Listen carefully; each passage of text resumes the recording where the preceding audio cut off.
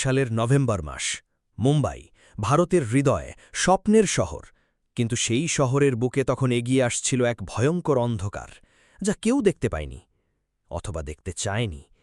প্রশ্নটা সহজ কিন্তু উত্তরটা অস্বস্তিকর। কেউ কি আগে থেকে জানত? 2008 সালের সেপ্টেম্বরে মানে হামলার প্রায় 2 মাস আগে ভারতের ইন্টেলিজেন্স ব্যুরো একটি রিপোর্ট পেয়েছিল।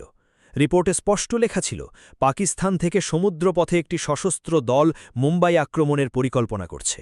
লক্ষ্যবস্তু হতে পারে তাজ হোটেল, ছত্রপতি শিবাজি টার্মিনাস এবং অন্যান্য জনবহুল স্থান।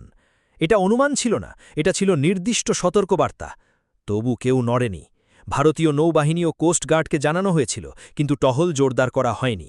মুম্বাই পুলিশকে সতর্ক করা হয়েছিল কিন্তু হোটেলগুলোতে নিরাপত্তা বাড়ানো হয়নি।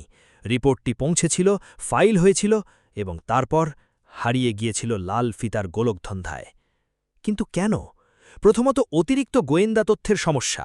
2008 সালে ভারতের বিভিন্ন সংস্থা প্রতিদিন শত শত সতর্কবার্তা পাচ্ছিল। কোনটা সত্যি কোনটা গুজব এই বিভ্রান্তির মধ্যে অনেক গুরুত্বপূর্ণ তথ্যই চাপা পড়ে যাচ্ছিল। কর্মকর্তারা বলেন এত সতর্কতার মধ্যে প্রতিটিকে সমান গুরুত্ব দেওয়া সম্ভব ছিল না।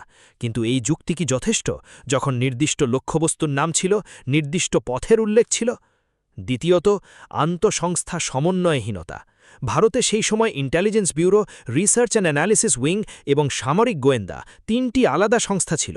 তারা তথ্য সংগ্রহ করত কিন্তু একে অপরের সাথে খোলামেলাভাবে তথ্য ভাগ করত না। একটি সংস্থার কাছে যে তথ্য ছিল অন্যটি সেটা জানত না। এই বিভাজন ছিল মারাত্মক।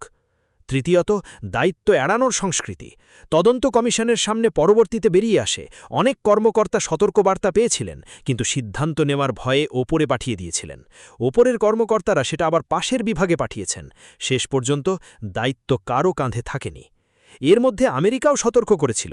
মার্কিন গোয়েন্দা সংস্থা CIA সেপ্টেম্বরেই ভারতকে জানিয়েছিল যে লস্করে তাইয়েবা মুম্বাইয়ে বড় হামলার প্রস্তুতি নিচ্ছে, এমনকি সম্ভাব্য সামুদ্রিক পথেরও ইঙ্গিত ছিল। কিন্তু সেই তথ্য যথাযথ ব্যবস্থায় রূপান্তরিত হয়নি।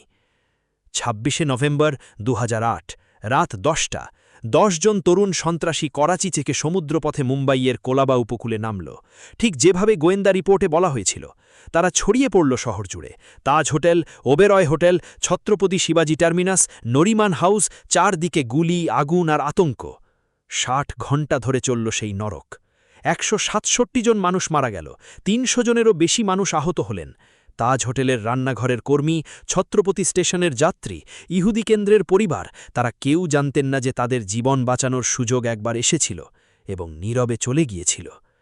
পরবর্তীতে সংসদীয় তদন্তে জানা গেল কমপক্ষে 5টি সতর্কবার্তা উপেক্ষা করা হয়েছিল। রাম প্রধান কমিশনের রিপোর্টে বলা হল মুম্বাই পুলিশের প্রস্তুতির গুরুতর অভাব ছিল।